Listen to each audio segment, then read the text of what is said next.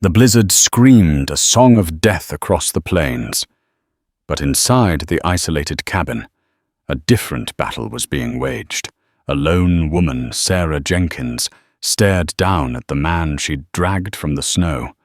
A man not just wounded, but an Apache, the sworn enemy of every settler on the frontier. She knew saving him could mean her own death sentence, not just from the storm, but from her own people. What she didn't know was that the feverish man, bleeding on her floor, was no ordinary warrior. He was the brother of the most feared Apache war chief, Geronimo. The wind was a living thing, a ravenous beast clawing at the flimsy log walls of Sarah Jenkins's small cabin. It howled with a fury that seemed personal, a sound that vibrated deep in her bones and rattled the single glass pane of her window.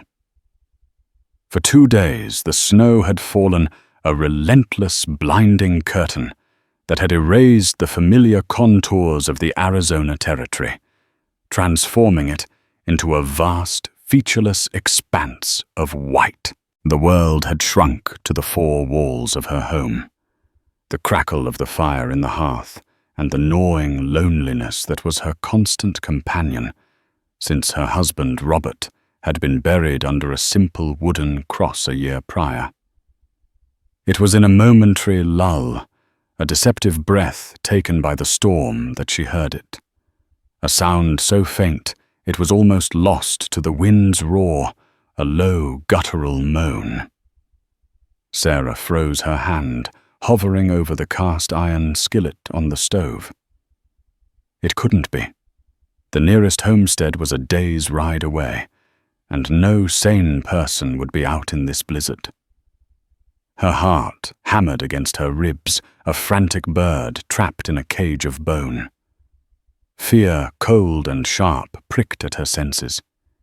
It could be a trick, a raiding party using the storm as cover. The stories she'd heard in the nearby town of Prescott, tales of Apache attacks and brutal retaliation, flooded her mind. She reached for the rifle propped against the wall, its cold, heavy stock a small comfort in her trembling hands. Holding it close, she crept to the window, peering through a small patch she'd cleared of frost. At first she saw nothing but the swirling maelstrom of snow. Then a dark shape, a smudge against the stark white, caught her eye.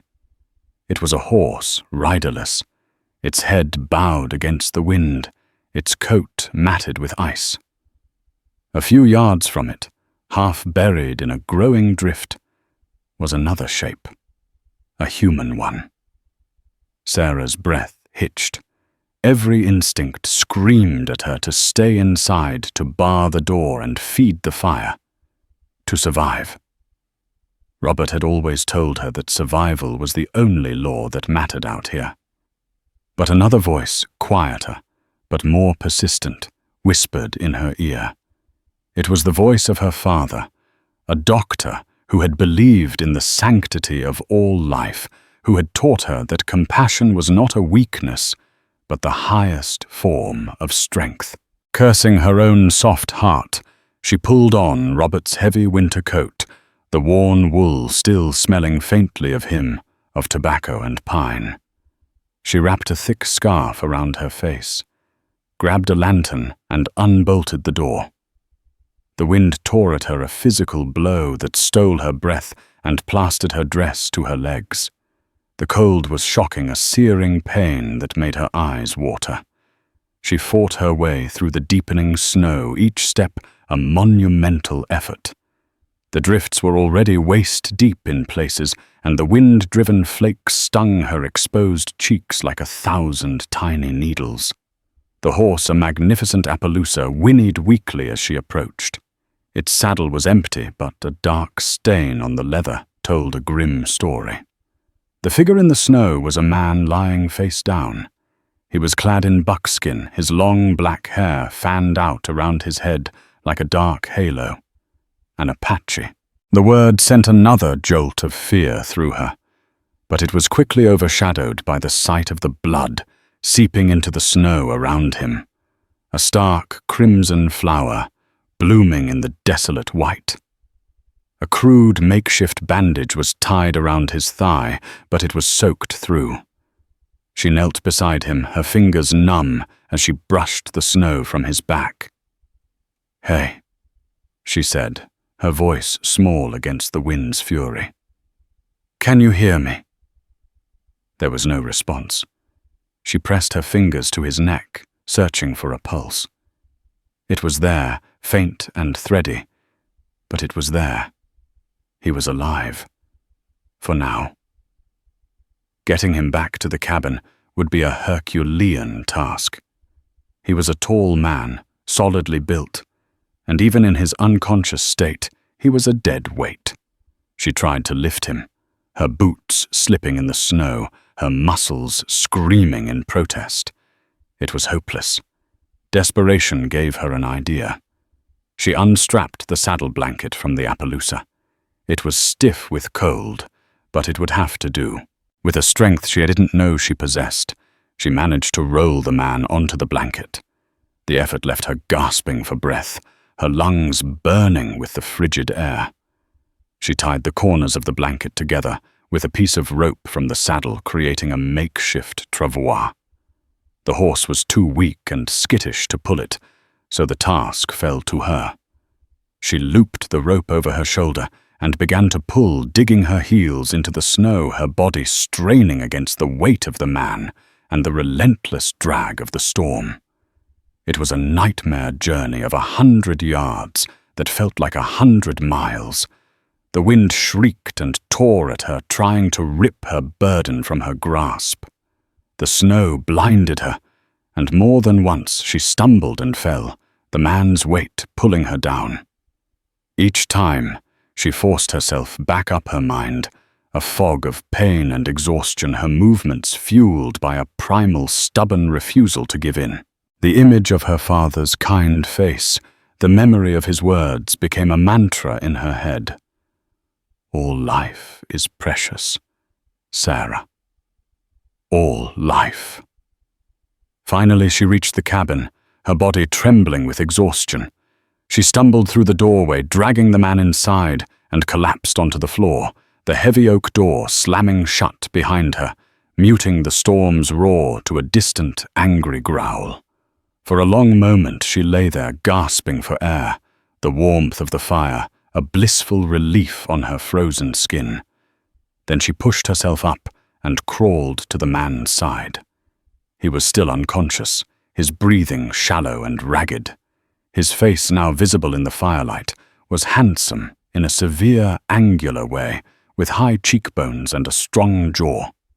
A long, jagged scar ran from his temple to his chin on the left side of his face, a testament to a violent past. With trembling hands, she began the delicate and dangerous task of tending to his wounds. She cut away the leg of his buckskin trousers, revealing a deep gash in his thigh. It was a bullet wound, angry and inflamed. The bleeding had slowed, but the risk of infection was high. She cleaned the wound as best she could with hot water and carbolic soap, her stomach churning at the sight of the torn flesh. He groaned in his unconsciousness, his body tensing with pain. As she worked, she found another wound, a nasty gash on his head, hidden beneath his thick, dark hair. It was likely the cause of his unconsciousness. She cleaned that too, her touch as gentle as she could manage. She bandaged his wounds with clean strips of linen, torn from one of her own chemises, her heart pounding with a mixture of fear and a strange, unfamiliar sense of purpose. She was breaking every rule of the frontier, harboring an enemy, a man who, if he woke, might kill her without a second thought. And if he was found here, her own peoplemen, like her neighbor, the hard-bitten rancher Jedediah Kane, would likely do the same to her. She managed to drag him closer to the fire, propping his head on a pillow. She covered him with a thick wool blanket, then sank into a chair, her body aching with a weariness that went bone deep.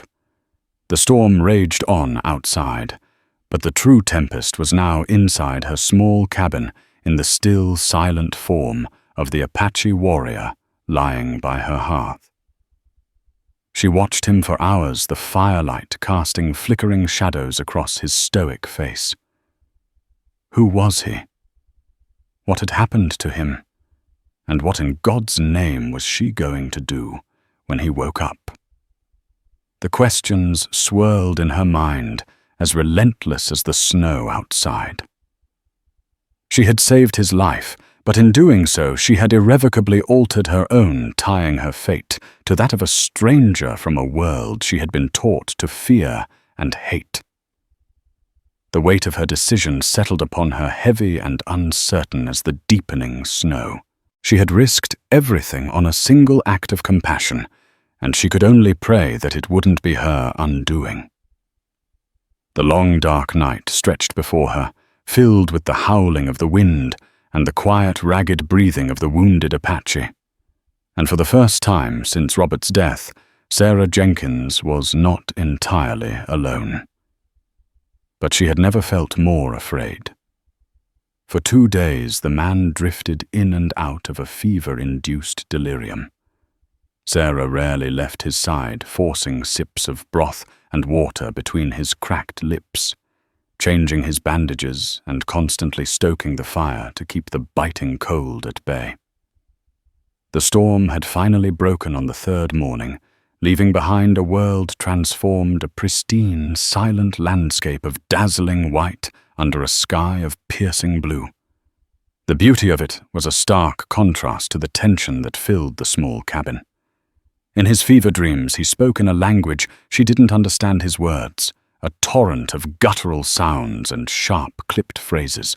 Sometimes he would cry out, his body arching in agony, and she would place a cool, damp cloth on his forehead, murmuring soothing words that he likely couldn't comprehend, but which seemed to calm him nonetheless.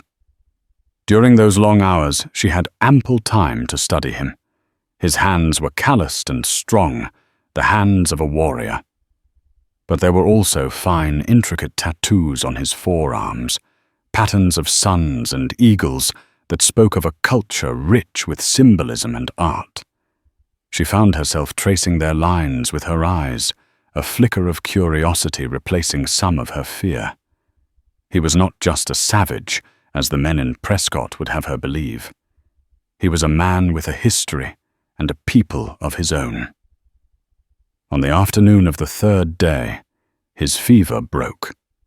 She was dozing in her chair, exhausted from her long vigil, when a sound startled her awake. His eyes were open. They were dark, intelligent, and wary, like those of a cornered wolf. For a long moment, they simply stared at each other. The silence in the cabin thick with unspoken questions and a palpable sense of danger. He tried to sit up, a sharp hiss of pain escaping his lips as he put weight on his injured leg. "Easy," Sarah said, her voice soft but firm. She stood up slowly, her hands held out in a non-threatening gesture. "You're safe here. You've been badly hurt." He didn't seem to understand her words, but he understood her tone. He watched her every move, his hand inching towards the knife that was still tucked into his belt. Sarah saw the movement, and her heart leaped into her throat. She had thought about taking the weapon from him while he was unconscious, but had decided against it, fearing it would only provoke him when he awoke. "I mean you no harm," she said, trying to keep her voice steady. She gestured to the bandages on his leg and head. "I found you in the snow. I brought you here and tended your wounds." He said something in his own language, his voice raspy. It was a question she was sure of it. When she didn't respond, a look of frustration crossed his face. He pointed to himself. "Taza," he said, his voice clear and strong, despite his weakness. He then pointed at her, his dark eyes questioning. "Sarah," she replied. "My name is Sarah Jenkins." "Sarah," He repeated the sound of her name foreign on his tongue. A fragile, unspoken truce seemed to settle between them. He was still wary, but the immediate threat of violence had subsided. He allowed her to bring him a bowl of broth, which he ate with a surprising delicacy, his eyes never leaving her face. The days that followed were a strange and silent dance of cohabitation. They communicated through a clumsy pigeon of gestures and single words. He learned water, fire, and food. She learned his words for pain, thank you, and horse. She discovered that his Appaloosa, a sturdy, intelligent animal, had survived the storm and was now recovering in her small lean-to, munching contentedly on the meager supply of hay she had. She also learned that Taza was a man of immense pride and resilience. He pushed himself to recover at first just sitting up, then standing and finally taking a few halting steps around the small cabin, his face a mask of grim determination. He rarely spoke, but his eyes were eloquent, conveying a range of emotions from gratitude to a deep, abiding sorrow that she could only guess at. One afternoon, as she was mending a tear in his buckskin shirt, her fingers tracing the intricate beadwork, he spoke. "Why?" he asked, his voice low. It was one of the few English words he had learned. Sarah looked up, surprised. "Why what?" He gestured around the cabin, then at himself. "Why? Save Apache." Sarah put down her sewing, her gaze meeting his. How could she explain it to him? How could she articulate the complex mix of fear, compassion, and a stubborn refusal to bow to the hatred that defined so much of the world she lived in? "My father was a doctor." She began speaking slowly, hoping he would understand. "He taught me that a life is a life no matter the color of a man's skin." She looked away, her gaze drifting to the window to the vast, snow-covered landscape. "And out here, we are all just people trying to survive." A flicker of something she couldn't quite decipher passed through his eyes, understanding perhaps, or maybe even respect. He nodded slowly, a silent acknowledgement of her words. Later that day, he showed her something that made her blood run cold. He pulled a small leather pouch from around his neck. From it, he took a tarnished silver locket. He opened it, and inside was a miniature portrait of a young Apache woman with a baby in her arms. He pointed to the woman, then to himself, and made a gesture of two people joined together. His wife. Then he pointed to the baby, a look of profound sadness crossing his face. He drew a finger across his throat, a gesture that needed no translation. Sarah's heart ached for him. She had known loss, the deep, hollowing grief of losing a spouse. She reached out and placed her hand on his arm, a simple gesture of comfort. He didn't pull away. In that moment, they were not a white woman and an Apache warrior. They were just two people who had both known the bitter taste of sorrow. The thaw came slowly, both outside and inside the cabin. The snow began to melt, revealing the muddy brown earth beneath. And the walls of suspicion and fear between Sarah and Taza began to crumble, replaced by a fragile, tentative bond of shared humanity. But the world outside the small cabin had not forgotten them. One morning, Sarah saw a rider approaching in the distance. Her heart sank. It was Jedediah Kane, her closest neighbor, a man whose hatred for the Apache was as vast and uncompromising as the territory itself. He was a big, barrel-chested man with a booming voice and eyes as cold and hard as river stones. "Taza," she said, her voice urgent, "you must hide." He understood immediately. Without a word, he grabbed his knife and disappeared into the small root cellar beneath the floorboards, pulling the trapdoor shut just as the heavy thud of Kane's fist rattled the cabin door. Sarah took a deep breath, schooling her features into a mask of calm, and opened the door. "Jedediah," she said, forcing a smile. "What brings you out this way?" Kane's eyes swept past her, scanning the interior of the cabin. "Just checking on my neighbors after the storm, Sarah," he said, his voice a low growl. "Heard some strange things. Talk in town of a band of Chiricahua renegades seen up this way before the snows hit, led by that devil Geronimo himself." He spat a wad of tobacco juice near her doorstep. "You ain't seen nothing unusual, have you?" Sarah's heart pounded in her chest. She could feel Taza's presence beneath the floorboards, a silent, dangerous secret. "No, Jedediah," she lied, her voice surprisingly steady. "Just me and the storm. It was a bad one." Kane grunted, his eyes narrowing. "You look a little spooked, Sarah. You sure you're all right out here, all by your lonesome?" "I'm fine, Jedediah," she said, forcing a little more steel into her voice. "I've been managing just fine."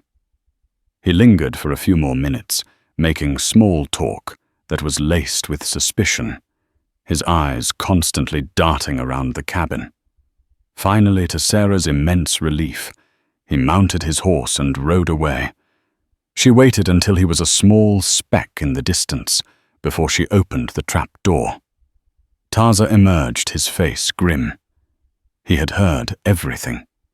He looked at her, his dark eyes filled with a new and unsettling emotion. It was not just gratitude anymore. It was something more complex, something that spoke of a shared danger and a debt that could never be repaid.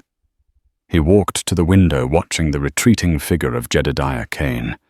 Then he turned to her, his gaze intense. He pointed to himself. "Taza," he said. Then he made a gesture, a sweeping motion with his hand that seemed to encompass the mountains, the plains, the entire world. "Chiricahua."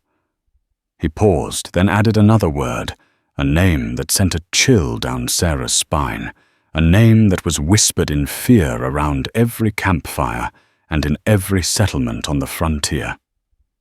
"Geronimo," he said, and then he pointed to himself again, and then to his heart. "Brother."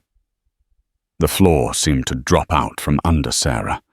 The man she had saved, the man she had harbored and protected, was not just any Apache warrior.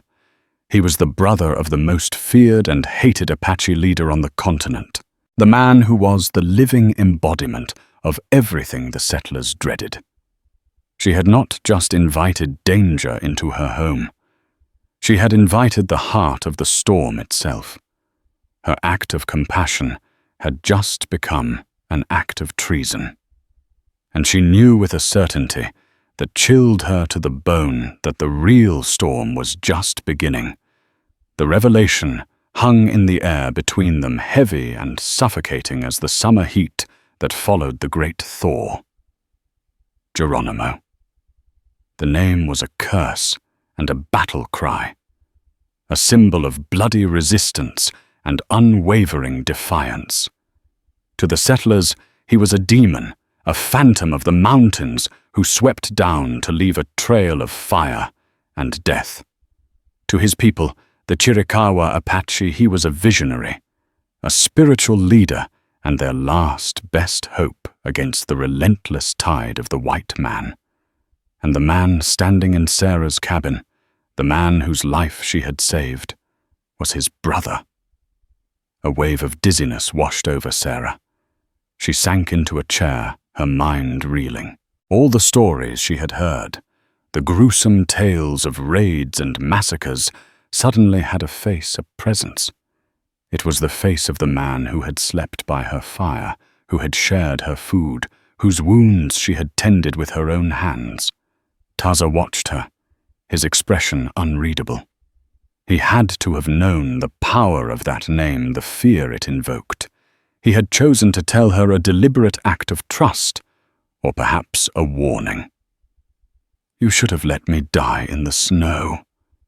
Sarah whispered, her voice trembling. A flicker of something regret perhaps crossed his face. He shook his head. He walked to the hearth and picked up a piece of charcoal. On the smooth, flat stone of the hearth, he began to draw. His hands moved with a surprising grace and precision, sketching images that told a story. He drew a picture of a village of women and children. Then he drew men on horseback, men with rifles and blue coats. He drew fire and chaos and death. He pointed to the burning village, then to the locket he still wore around his neck. His wife and child. They had been killed in a raid not by other tribes, but by Mexican soldiers, bounty hunters paid for Apache scalps. His fierce loyalty to Geronimo, his commitment to the fight, was not born of a love for bloodshed, but of a grief so profound it had been forged into a weapon. Sarah watched, mesmerized, as the story unfolded in a series of stark black and white images. For the first time, she saw the other side of the coin, the pain and desperation that fueled the Apache wars. It did not excuse the violence, the killing of innocent settlers, but it gave it a context, a terrible human logic.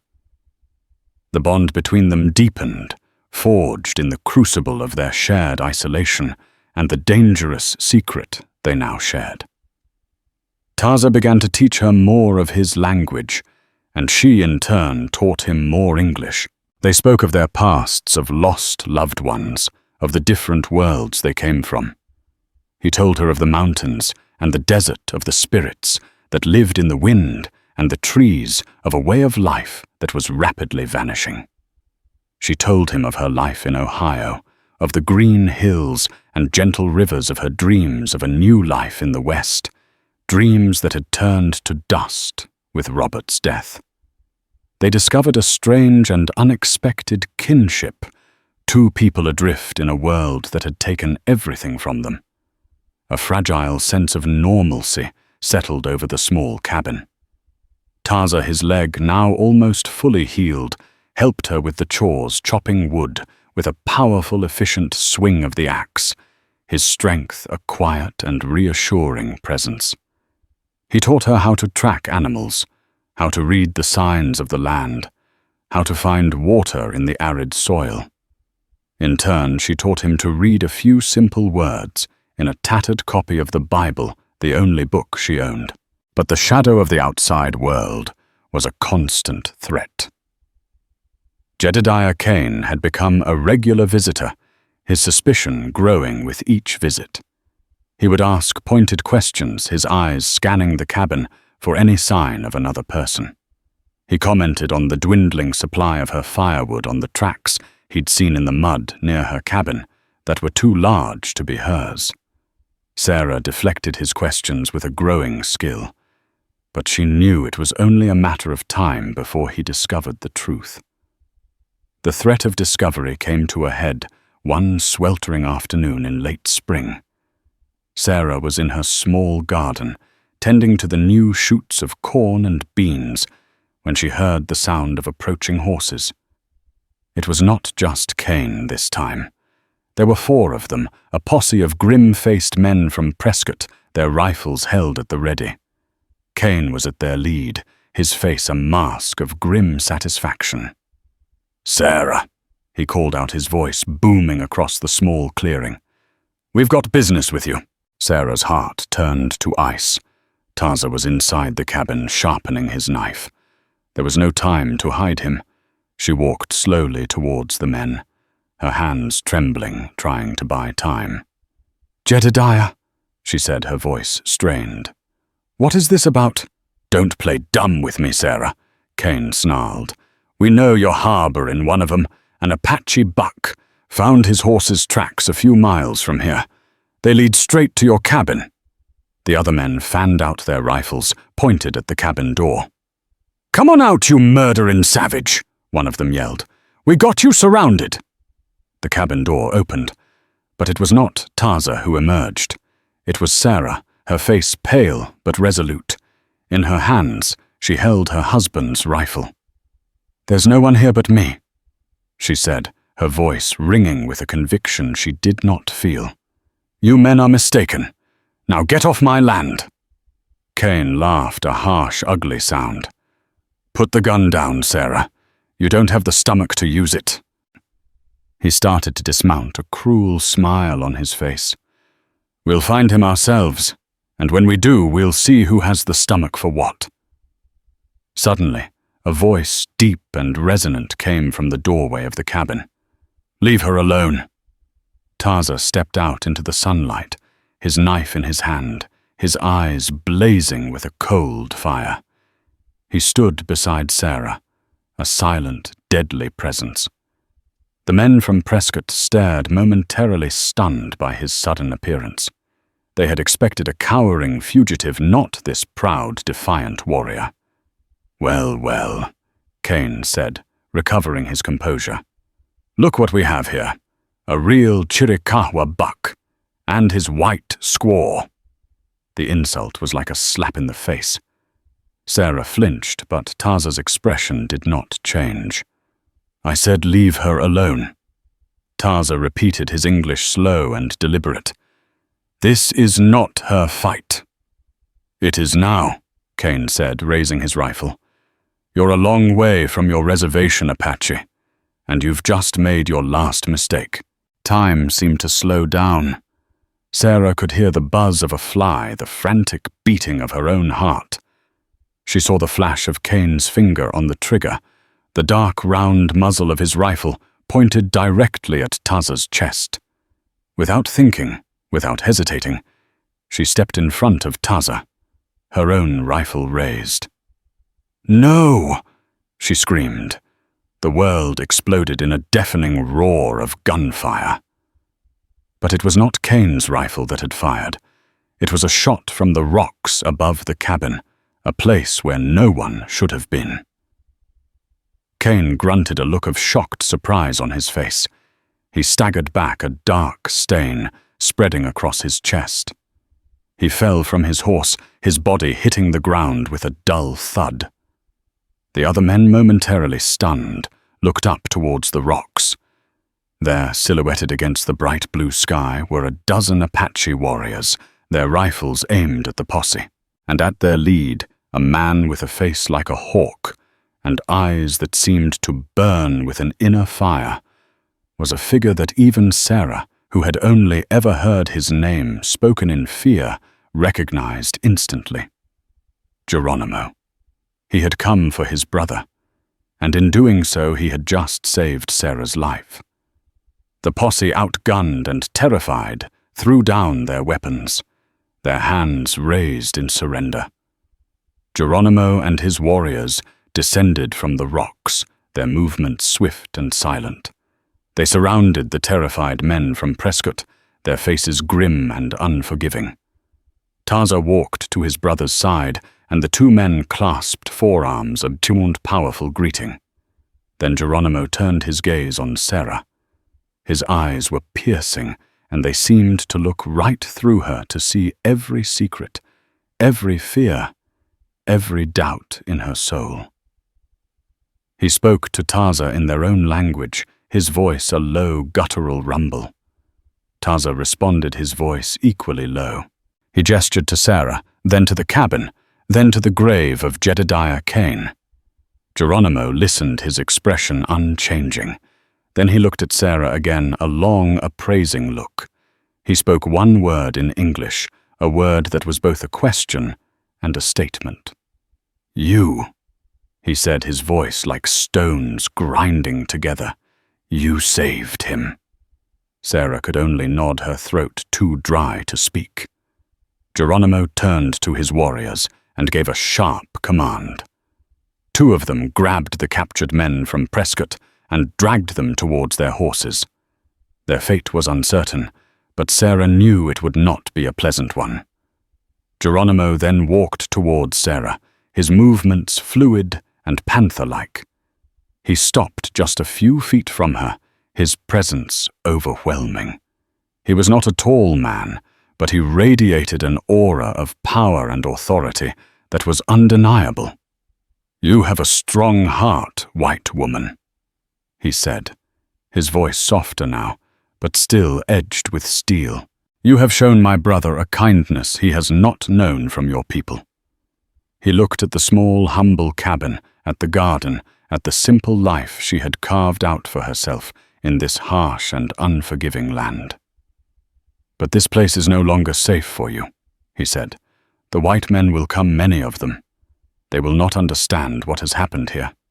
They will only see a dead man and an Apache warrior. They will call you a traitor. They will not show you mercy." He was right. Sarah knew he was right. Her act of compassion had brought her to a crossroads, and there was no going back. She had saved Tarza's life, and in doing so she had forfeited her own, at least the one she had known. "Come with us," Tarza said, his voice gentle. "It is the only way." Sarah looked at the cabin, the only home she had known since Robert's death. She looked at the fresh grave of Jedediah Kane, a stark reminder of the violence that had shattered her quiet existence. And she looked at Tarza, at his dark, earnest eyes, and at his brother, the legendary war chief, who was now offering her a protection she could find nowhere else. She had a choice to make: to stay and face the wrath of her own people, or to go with the Apache to enter a world she did not know, a world of outcasts and fugitives, a world of constant danger and uncertainty. She thought of her father's words, of the belief in a shared humanity that had led her to this moment. She had followed her heart, her conscience, and now she had to see where that path would lead her. With a deep breath, she gave a single decisive nod. "I will come," she said, her voice clear and strong.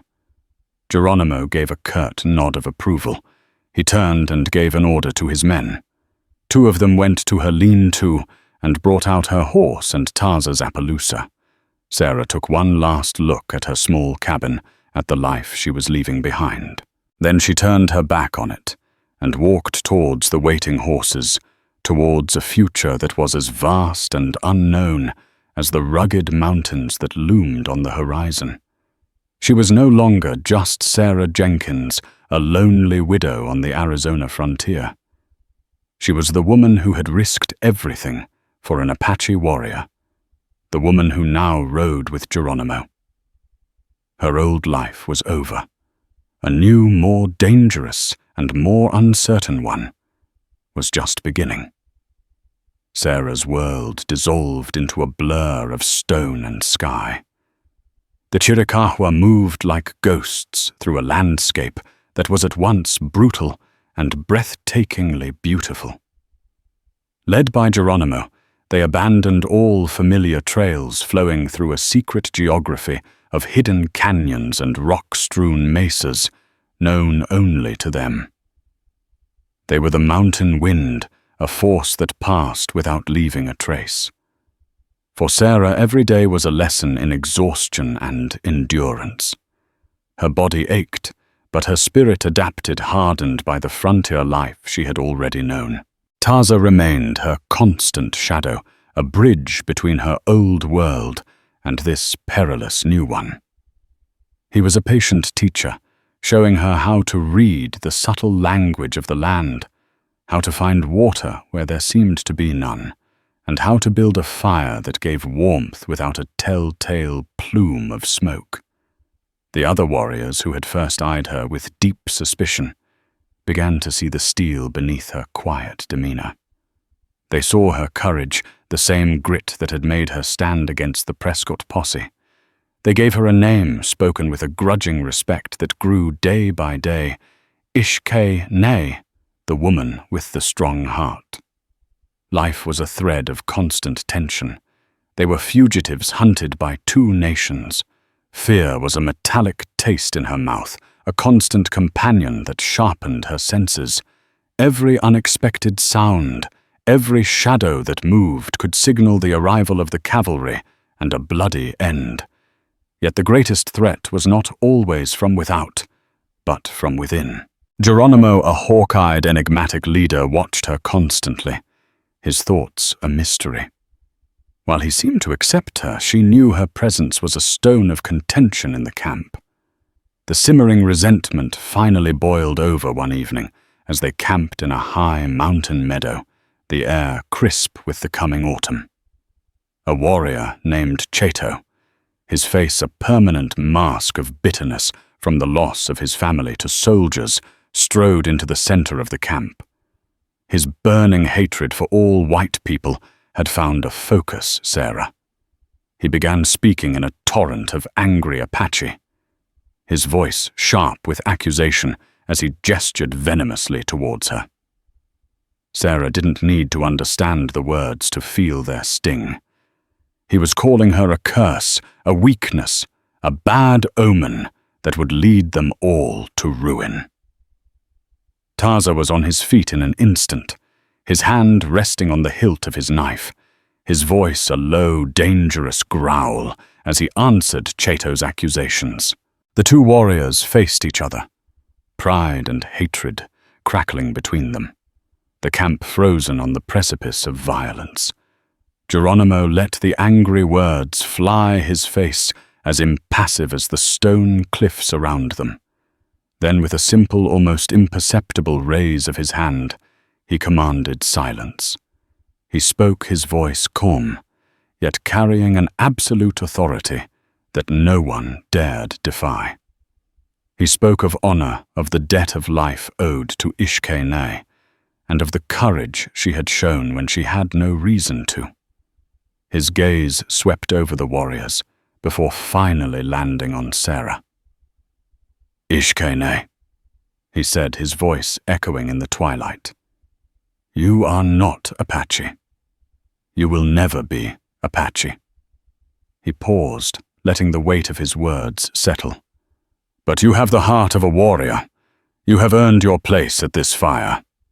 Then his eyes, hard as flint, turned to Chato. "She is under my protection. If any harm comes to her from any hand, you will answer directly to me." Chato glared, his eyes spitting pure venom at Sarah. But he was silenced. The challenge was over, but the hatred remained a coiled serpent, waiting for its moment to strike. Sarah knew then that while she had found protectors, she had also made a mortal enemy. As the seasons turned and the band moved south toward the refuge of the Sierra Madre in Mexico, the bond between Sarah and Taza deepened into something far more profound than friendship. Under the vast, diamond-dusted skies of the desert night, they shared the quiet ruins of their pasts. He spoke of a life of freedom that was vanishing like the morning mist of his dreams, for a people being pushed toward extinction. She in turn spoke of her own simple dreams of a home and a family, dreams she thought had been buried forever with her husband.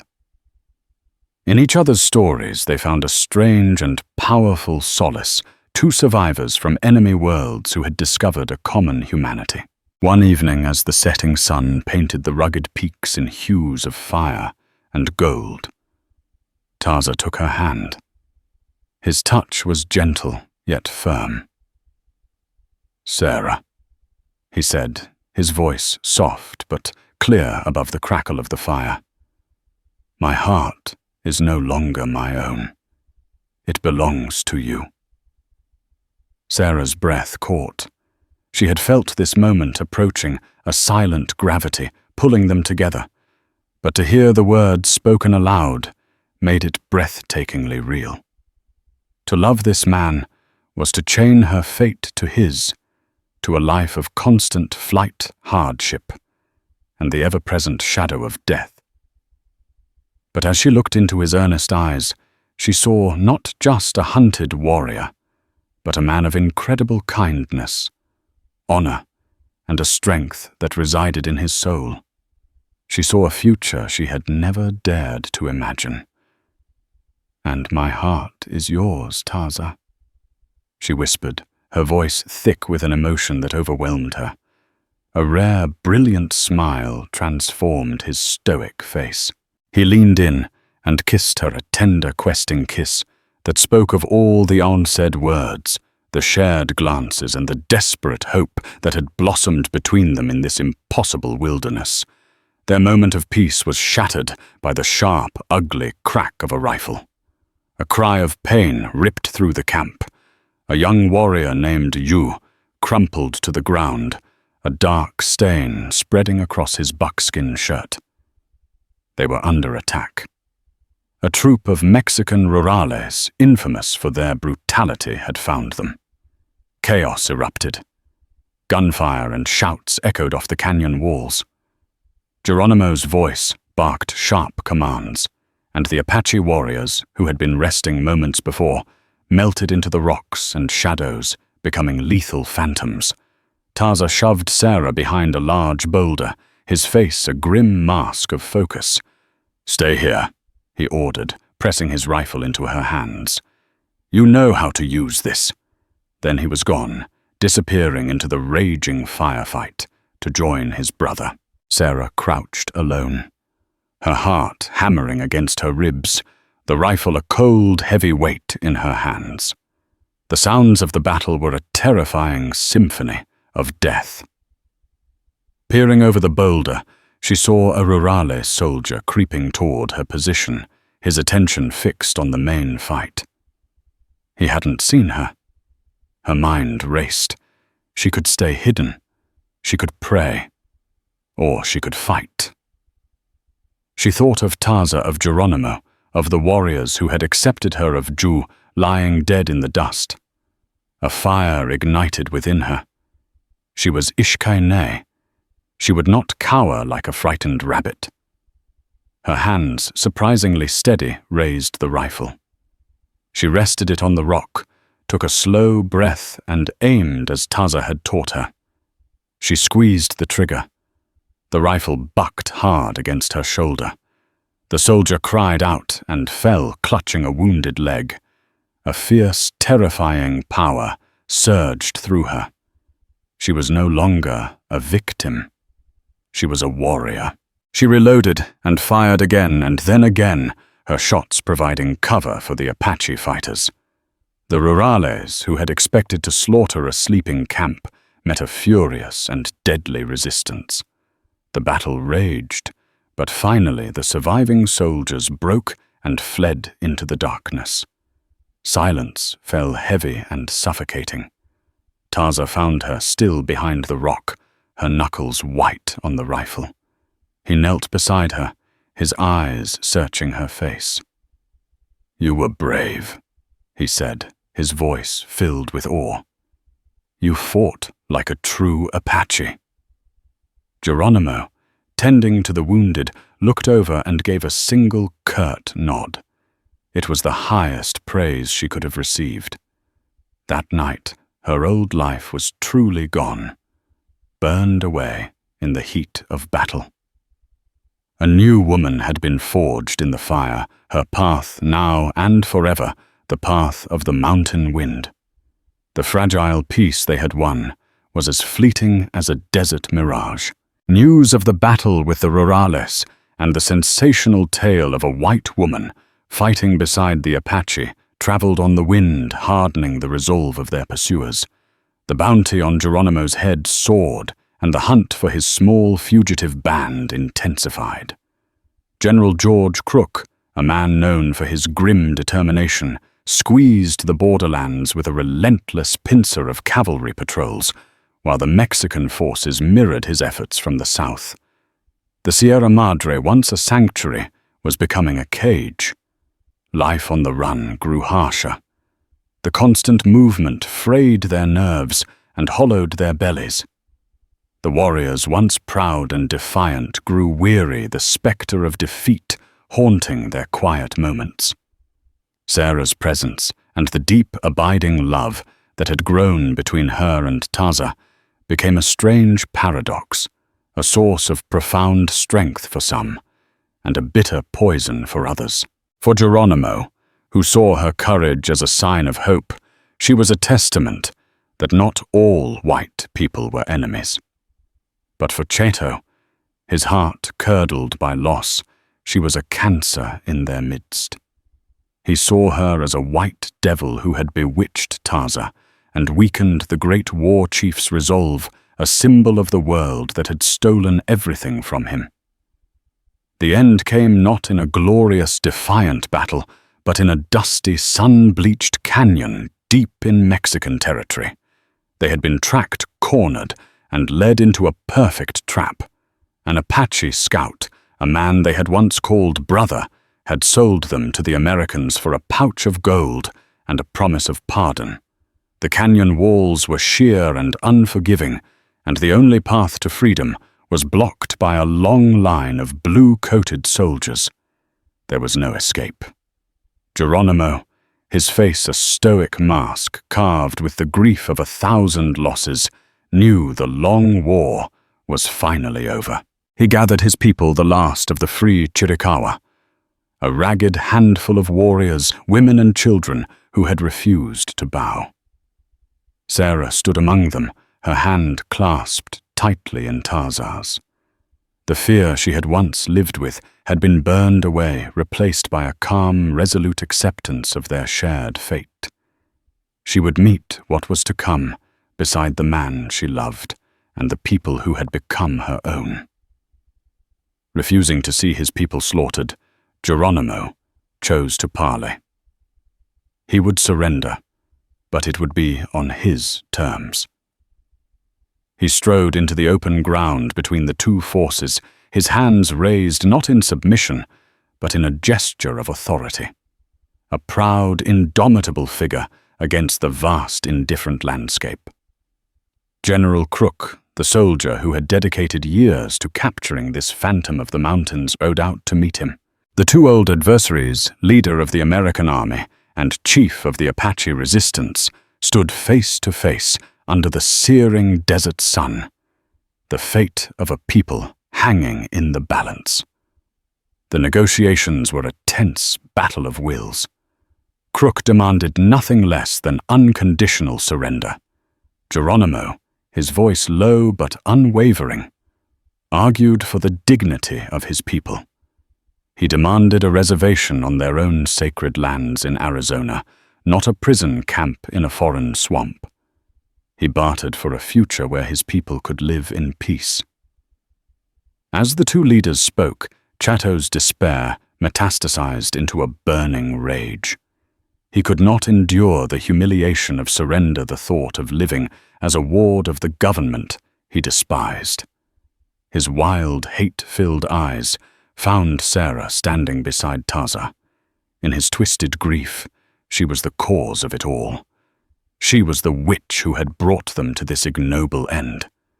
With a guttural cry that ripped through the tense silence, he wrenched his rifle to his shoulder. He did not aim at the soldiers, at the enemies who had cornered them. He aimed at Sarah. Out of the corner of his eye, Tarzan saw the betrayal. He shouted her name, Ishke-ne, a desperate final warning. In a single fluid motion, he shoved her hard, pushing her out of the bullet's path and placing his own body in its way. The rifle shot cracked through the canyon, a sharp, ugly sound that sealed their fate. Tarzan cried out, his body convulsing as the bullet tore into his back. He collapsed, falling into Sarah's arms as she scrambled to catch him. A raw, primal scream of pure agony was torn from Sarah's soul. She clutched him to her, his lifeblood staining her hands, her dress the dusty ground. "Tarzan," she sobbed, her tears raining down on his face, mingling with the blood. "No, please, no." He looked up at her, his life fading, but his eyes were filled with an infinite, heart-breaking love. "Ishke-ne," he whispered, his voice a shallow rasp. "My strong-hearted woman." He summoned his last ounce of strength to raise a trembling hand to her cheek. "Live," he commanded, his voice barely a breath. "Live for both of us." His hand slipped from her face. The light in his dark, beautiful eyes went out. He was gone. The canyon exploded into chaos. The truce was shattered. The American soldiers raised their rifles, believing they had been betrayed. The enraged Apache warriors, seeing Taza fall, prepared to charge to die fighting. But Geronimo, his face a mask of terrible world-ending grief, raised a hand. "No!" he roared, his voice thick with a sorrow that stopped every man in his tracks. "There has been enough death today." He walked with heavy steps to Chato, who stood frozen, the smoking rifle dangling from his hand. His face a canvas of horrified disbelief at what he had done. Geronimo stared at the man who had been his loyal follower, who had now committed the ultimate betrayal. Without a word, he ripped the rifle from Chato's grasp, and with a swift, powerful swing, struck him across the face. Chato sprawled in the dust, not dead, but condemned to a fate worse than death. For an Apache he was cast out, banished a man without a tribe left, to wander the wilderness alone with his shame. Then the great war chief, the man who had held 2 nations at bay, knelt beside the body of his brother. His broad shoulders shook with silent, racking sobs. He had lost the last of his family, the warrior who had stood by him through everything. He looked up and met Sarah's gaze, seeing in her tear-streaked, blood-stained face a grief that was a perfect mirror of his own. In that terrible moment, all lines vanished. They were not Apache and white leader and outsider. They were 2 souls bound together by an unbearable shared loss. The surrender that followed was a somber, funereal affair. The last of the free Chiricahua laid down their weapons. They were herded into wagons and began the long, humiliating journey north, destined for a reservation in the humid swamps of Florida, a green hell so alien from their beloved desert mountains that it might as well have been another world. Sarah insisted on going with them. She would not abandon the people who had become her family, the people for whom Taza had died. General Crook, a hard man, but not an entirely heartless one, was moved by her story and her unyielding loyalty. He granted her request. She lived out the rest of her days on the reservation, a quiet, respected figure who belonged to neither world, yet bridged both. She never remarried, her heart forever belonging to the memory of a love that had burned as bright and fierce as the desert sun. She became a keeper of memories, a storyteller for a new generation of Apache children who had never known freedom. She told them the stories of their people, of their sacred mountains, and of the great warrior Taza. His courage, his kindness, and his love for the woman with the strong heart. Her life was a quiet testament to the promise she had made. She had lived as he had asked. She had survived. The story of Sarah Jenkins and Taza is a powerful reminder that the true history of the West was not just one of conflict and conquest, but also of quiet moments of courage, compassion, and human connection that crossed the most forbidden lines. It's a story of how one woman's choice, a single act of defiance against the hatred of her time, created ripples that touched the heart of the Apache resistance. It proves that even in the most brutal of times, the bonds of love and shared humanity can create legends. If this story of bravery, sacrifice, and forbidden love moved you, please give this video a like and share it with others who appreciate tales from the true, untold history of the American West. And don't forget to subscribe and hit the notification bell so you won't miss our next journey into the dramatic, real-life stories that shaped our past.